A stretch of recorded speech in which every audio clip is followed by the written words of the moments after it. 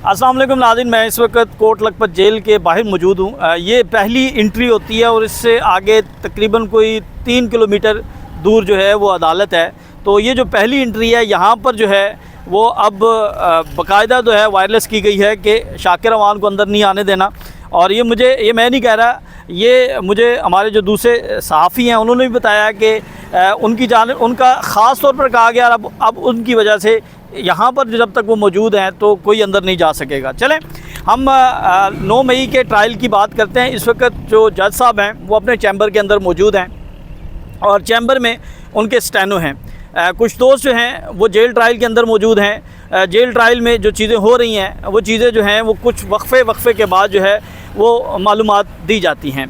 तो इस वक्त जो मंजरनामा है अदालत का वो मैं आपके सामने रख देता हूँ कि अदालत में इस वक्त जो है वो जज साहब मौजूद हैं, अरशद जावेद साहब, और उनके स्टैनो मौजूद हैं। और बाहर जो हैं वो पाकिस्तान तहरीक-ए-इंसाफ के रहनुमा और वो 14 लोग हैं, वो तमाम लोग जो इस वक्त जिनका ट्रायल हो रहा था, जिसमें डॉक्टर यास्मीन राशिद, शाह महमूद कुरैशी, एजाज चौधरी, मियाँ मुदर रशीद, उमर सरफराज चीमा, उसके बाद जो हैं वो पाहट साहब, अफजाल अजीम पाहट, अली पाहट, उनके भाई, फिर 4 दीगर जो वर्कर्स हैं। तो ये मजमूई तौर पर 14 लोग हैं जो इस वक्त इस कमरा अदालत के अंदर मौजूद हैं और 5 वकला जो हैं वो इस मुकदमे में नामज़द हैं जिनका ट्रायल मुकम्मल हुआ है। अब सूरत हाल ये है कि कमरा अदालत के बाहर जो पाकिस्तान तहरीक-ए-इंसाफ के रहनुमा हैं वो खुशकपियाँ कर रहे हैं और ये 14 लोग जो हैं वो एक टोली की शक्ल में बैठे हुए हैं और लतीफ़े सुनाए जा रहे हैं और एक दूसरे के साथ जो है वो गप्पे लगा रहे हैं। किसी को कोई परवाह नहीं है, किसी को कोई टेंशन नहीं है कि क्या फ़ैसला आ सकता है। 10 साल सज़ा हो सकती है, 15 साल हो सकती है। अभी मुझे बताया गया कि अंदर जो लीडरशिप है उन्हें ये बताया गया, वहाँ पर पैगाम पहुँचाया गया कि सरगोदा की अदालत ने 10 साल की सज़ा सुना दी है, लेकिन उसके बावजूद किसी के चेहरे पर कोई परेशानी नहीं है। सब लोग जो हैं वो मुतमईन हैं। उनका ये कहना है कि यहाँ का जो फ़ैसला है या इस वक्त जो अदालतें फ़ैसला कर रही हैं ये कोई ढकी छुपी चीज़ नहीं है, ये सब के सामने है। तो इसलिए हमें कोई हैरानगी नहीं है, हमें कोई परेशानी नहीं है कि कोई ऐसा फ़ैसला आ जाएगा। जो चीज़ें थी अदालत के अंदर हमने पेश कर दी, ये मुकदमा क्या था, ये साजिश क्या थी, ये सारी चीज़ें जो हैं वो बड़ी खुलकर सामने आ चुकी हैं। मैं आपके सामने जो है वो सरगोदा का जो केस है वो आपके सामने रखना चाहूँगा। सरगोदा ATC ने जो फ़ैसला सुनाया है वो बड़ा हैरान कुन है। यानी सरगोदा के अंदर जो फैसले जो ट्रायल हो रहे हैं वो हो रहे हैं मियाँ वाली के इन्हीं मुकदमात में, 2 मुकदमात में यही इल्ज़ामात थे, यही गवाह थे, यही चीज़ें थी। वहाँ पर जो है वो बरी हो गए, लेकिन आज के मुकदमे में जो सज़ा सुनाई गई। अब मैं आपके सामने कुछ चीज़ें रखता हूँ जो कि ऐसे इंकशाफात हैं, जो ऐसे हक़ाइक़ हैं जिससे कोई मुँह नहीं मोड़ सकता, और फिर फ़ैसला आप खुद करें कि ये फ़ैसला आइन कानून के मुताबिक हुआ या किसी दबाव के मुताबिक हुआ। अब शफ़कत अवान साहब ये कहते हैं कि ये रिप्रेजेंट कर रहे थे अहमद चट्ठा जो इस वक्त MNA और बिलाल एजाज, इन दोनों को शफ़कत अवान साहब रिप्रेजेंट कर रहे थे और ये कह रहे थे कि जब साजिश का मरकज़ी गवाह हसाम, अफजल और खालिद ये वही हैं जो हर जगह पहुँचे, जो हर जगह जाके बयान जिन्होंने रिकॉर्ड करवाया, यही जो हैं जिनके कोट लखपत जेल में 14 मुकदमात में बयानात हैं, इन्हीं के सरगोदा में हैं, इन्हीं के मियाँ वाली में है, इन्हीं के गुजरांवाला में हैं। तो ये वही गवाह हैं। तो इनसे वो हसाम अफजल ये सवाल पूछते हैं शफ़कत अवान कि आप ये कह रहे हैं कि ये साजिश हुई, तो क्या बिलाल एजाज और अहमद चट्ठा ये दोनों मौके पर मौजूद थे? उन्होंने कहा जी हम तो इसके बारे में नहीं कह सकते ना, हम तो ज़मान पाक की बात करें। उन्होंने कहा बिल्कुल आपने ठीक कहा, आप ज़मान पाक के ज़िम्मेदार हैं, वहाँ पर कौन कौन लोग थे आपने उनका बताना है। उन्होंने कहा कि चलें ये बताएं कि आपने बिलाल एजाज और अहमद चट्ठा इन दोनों को ज़मान पाक के अंदर देखा? उन्होंने कहा नहीं देखा। इन दोनों को आपने मीटिंग के अंदर देखा? उन्होंने कहा नहीं देखा। इन दोनों को आपने नामज़द किया या अपने बयान के अंदर बताया कि ये 2 लोग जो हैं ये उस वक़्त ज़मान पाक के अंदर मौजूद थे? उन्होंने कहा जी मैंने नहीं बयान रिकॉर्ड करवाया, हमने बयान नहीं रिकॉर्ड करवाया। तो उन्होंने कहा तो फिर ये कैसे इस मुकदमे में नामज़द हो गए? यानी ये मौके पर मौजूद नहीं है। 2 ही चीज़ें थी ना इस मुकदमे में, जिन लोगों को नामज़द किया गया, जिन लोगों को इसमें शामिल किया गया, 2 एस्पेक्ट्स थे, 2 तरीक़ाकार थे। एक ये तरीका था कि वो मौके पर मौजूद थे।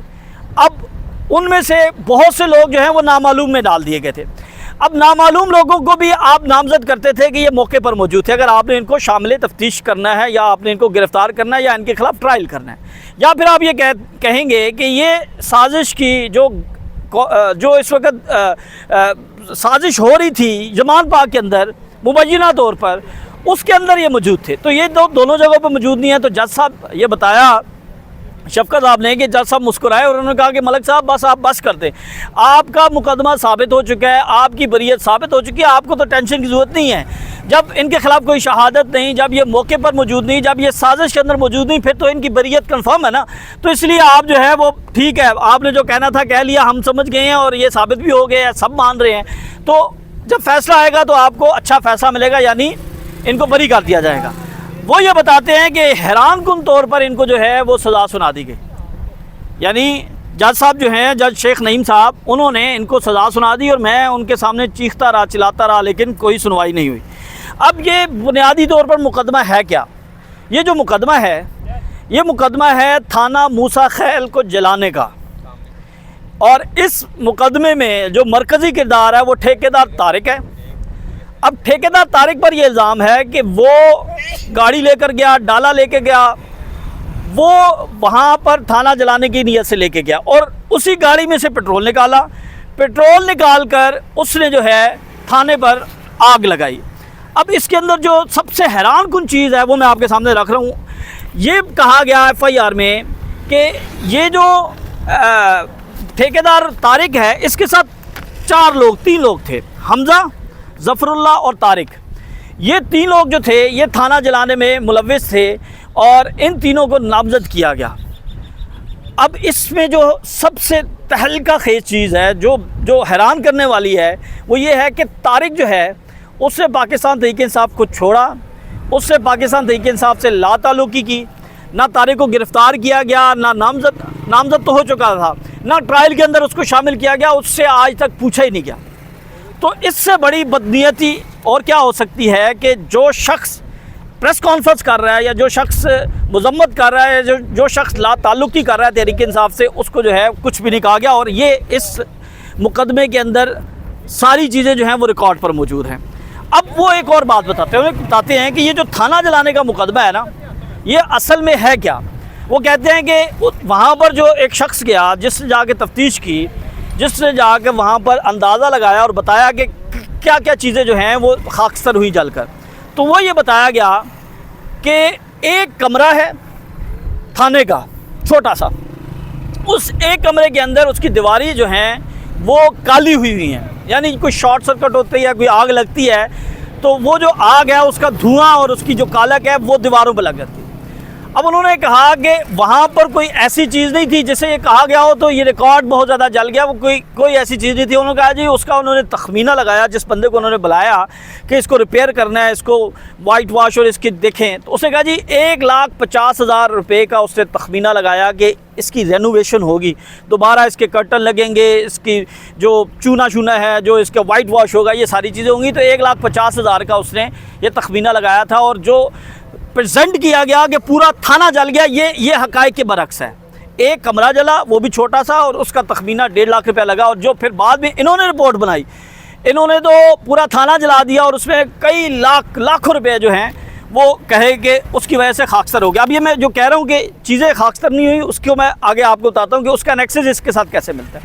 अच्छा, फिर जब जिरा हुई तो उनसे ये पूछा गया कि आप ये बताएं कि जो रपट वाला रजिस्टर्ड होता है उसकी वो तो FIR है ही नहीं, वो तो FIR नहीं है। जब FIR का रजिस्टर्ड नहीं है, वो FIR दर्ज नहीं हुई, तो फिर कैसे आप जो है वो कह सकते हैं कि ये मुकदमा जो है वो इसकी FIR यानी कंप्यूटर वाली, उससे पहले एक प्रोसेस होता है कि एक रजिस्टर्ड होता है, उस रजिस्टर के अंदर जो है चीज़ें दर्ज की जाती हैं, लेकिन उस रजिस्टर के अंदर तो दर्ज ही नहीं है। तो जब उस रजिस्टर के अंदर दर्ज नहीं है तो कानून के मुताबिक वो FIR जो है वो तो गैर कानूनी इलीगल हो गई। इन्होंने कहा कि जब थाने को जलाया गया तो उस दौरान जो है ये FIR का रजिस्टर था, ये भी जलकर खाकसर। इन्होंने कहानी मुका दी कि इन्होंने कहा कि ये बार बार ये कहते हैं कि ये FIR लेके आए, तो फिर उन्होंने कहा कि ये सारी चीज़ें हुई और उन्होंने फिर आगे बता दी। अच्छा, इसमें जो लोग हैं, जिन लोगों को सज़ा सुनाई गई है, वो 36 लोग हैं। 36 में से 17 लोग नामज़द हैं। मलिक अहमद ख़ान भच्चर नामज़द हैं, बाकी जो लीडरशिप है वो नामज़द है। अब इसके अंदर एक और बड़ी हैरानकुन चीज़ है कि इन 36 लोगों में से किसी एक जगह पर भी ये साबित नहीं हो सका कि ये लोग मुलव्वस थे। अब 3 मरकज़ी गवाह हैं, एक मरकज़ी मुल्ज़िम है, उसके साथ 3 दीगर लोग हैं जिन्होंने थाना जलाया, और बाकी जो लोग हैं वो 80-100 के करीब बताया गया, वो लोग जो हैं वो मौके पर मौजूद थे। अब सबको एक सज़ा दी गई है। थाना जलाने वाले को 10 साल सज़ा, अच्छा जो साजिश में कहीं वहाँ पर मौके पर मौजूद नहीं था उसे 10 साल सज़ा, जो लोग मौके पर मौजूद नहीं थे, जो साजिश में नहीं थे, उनको भी 10 साल की सज़ा। यानी सबको जो है वो बराबरी की सतह पर सज़ा सुना दी गई है।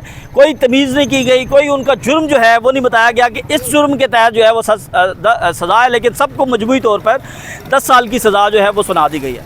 अब एक और चीज़ बड़ा इंकिशाफ हुआ, जो वहाँ का ऐनी शाहिद था उसने कहा कि ये जब लोग आए तो इन्होंने 200 मीटर दूर वहाँ की जो मरकज़ी बिजली थी वो उसकी तारें काट दी या उसे मुअत्तल कर दिया, तो अंधेरा घुप हो गया, अंधेरा छा गया ना।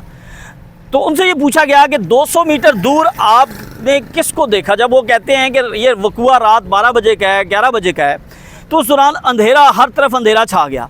तो जब हर तरफ अंधेरा छा गया तो फिर आप इन लोगों को निशानदेही कैसे की कि फ़लाँ बिन फ़लाँ था? आप तो सबको नामज़द कर रहे हैं। तो इसका कोई जवाब नहीं था।